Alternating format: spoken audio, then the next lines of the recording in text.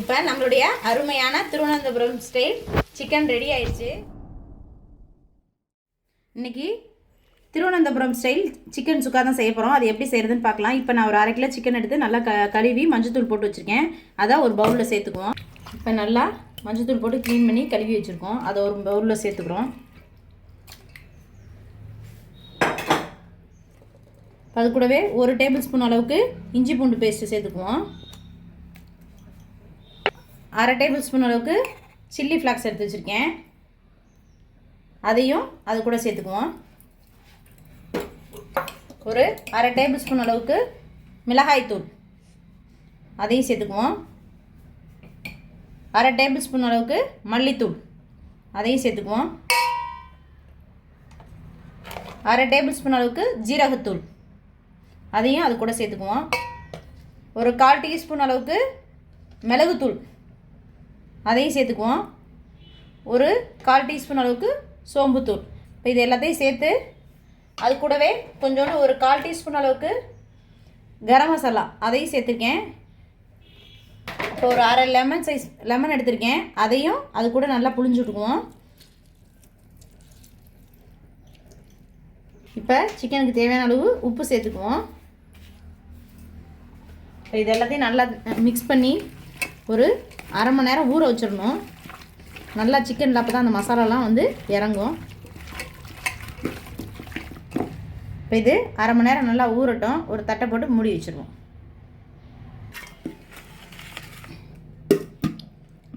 ஒரு பெரிய வெங்காயம் நீல வாக்கில் இது மாதிரி கட் பண்ணி வச்சுருக்கேன். சின்ன வெங்காயம் ஒரு 5 சின்ன வெங்காயம் கட் பண்ணி வச்சுருக்கேன். கருவேப்பிலை, கொத்தமல்லி இது லாஸ்ட்டாக ஃபைனலாக வதக்கி அதோடு சேர்த்துக்கணும்.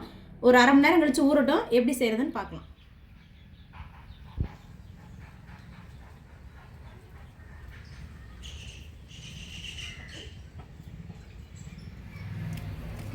இப்போ 1/2 மணி நேரம் ஆயிடுச்சு. நல்லா மசாலாலாம் உள்ளே இறங்கிடுச்சு பாருங்கள். எல்லாமே மசாலா நல்லா சார்ந்துருக்கு. இப்போ அடுப்பில் ஒரு கடாய் வச்சிட்டோம். கடாயில் ஒரு 3 டேபிள் ஸ்பூன் அளவுக்கு எண்ணெய் சேர்த்துக்குவோம்.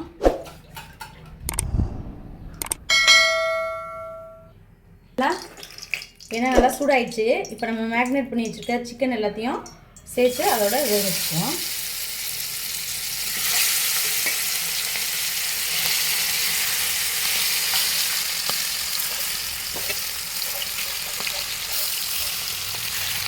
வச்சு நல்லா வெந்து வரட்டும். ஒரு 10 நிமிஷம் அடுப்பை சிம்மில் வச்சுட்டு மீடியமான ஃப்ளேமில் வச்சுட்டு ஒரு தட்டை போட்டு மூடி வச்சுக்குவோம்.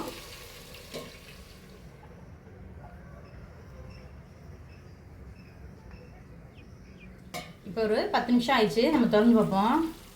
பாருங்கள் நல்லா குக் ஆயிடுச்சு. எண்ணெயெல்லாம் எப்படி பிரிஞ்சு வந்துச்சு பாருங்கள். இப்போ இந்த சைடு நல்லா வந்துச்சு. இந்த சைடு அதே மாதிரி திருப்பி விட்டுக்குவோம். நல்லா 2 சைடும் திருப்பி வேக விடணும்.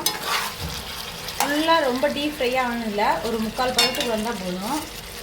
இந்த மாதிரி நல்லா திருப்பி விடணும்.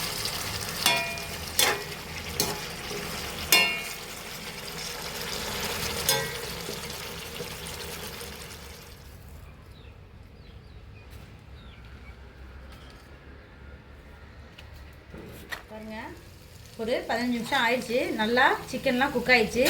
இந்த ஸ்டேஜில் சிக்கனை நம்ம எடுத்து தனியாக எடுத்து வச்சுருவோம் ஒரு பிளேட்டில்.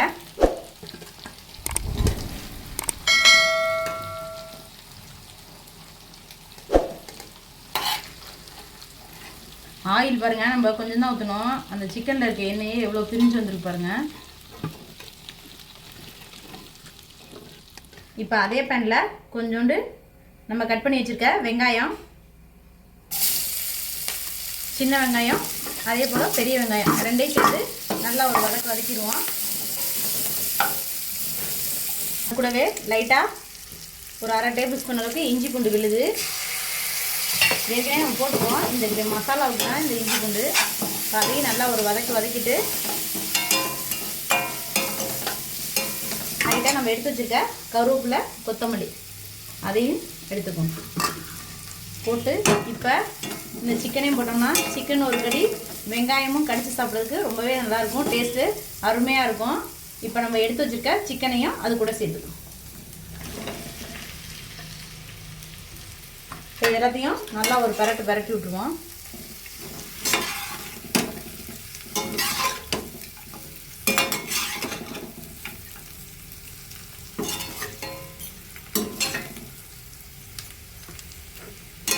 ஒரு 2 நிமிஷம் அப்படியே அந்த சூட்லேயே இருக்கட்டும். இப்போ நம்மளுடைய அருமையான திருவனந்தபுரம் ஸ்டைல் சிக்கன் ரெடி ஆயிடுச்சு. பாருங்கள், பார்க்கவே எவ்வளோ கலர்ஃபுல்லாக இருக்குது, சூப்பராக இருக்குது, ரொம்பவே டேஸ்ட் அருமையாக இருக்குது. இதே மாதிரி நீங்களும் ட்ரை பண்ணி பாருங்கள். இந்த வீடியோ பிடிச்சிருந்தா லைக் பண்ணுங்கள், ஷேர் பண்ணுங்கள், மறக்காமல் சப்ஸ்கிரைப் பண்ணிடுங்க. தேங்க்யூ ஃபார் வாட்சிங். இப்போ நல்லா சுடு சாதத்துக்கு பச்சை புளி ரசங்க. இது யாருக்கு தேவைன்னா கமெண்ட் பாக்ஸில் கமெண்ட் பண்ணுங்கள். நான் அடுத்த வீடியோ வேணால் உங்களுக்கு வாண்டி போடுறேன். இப்போ இதுக்கு காம்பினேஷனாக நம்ம திருவனந்தபுரம் ஸ்டைல் சிக்கன் செஞ்சுருக்கோம். இது ரெண்டுமே அடி தூளாக இருக்கும். ஏன்னா பச்சை புளி ரசத்துக்கும் இந்த சிக்கனுக்கும் அவ்வளோ காம்பினேஷன் சூப்பராக இருக்கும். இதே மாதிரி நீங்களும் ட்ரை பண்ணி பாருங்கள்.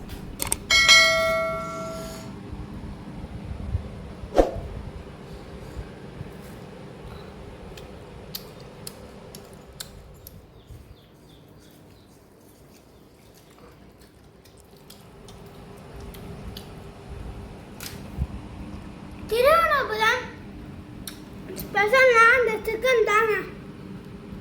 இந்த சிக்கன் கூட நாட்டுக்கோழி போட்டு பாருங்க, அந்த நாட்டுக்கோழி தொட்டு பாருங்க, அந்த சூப்பரா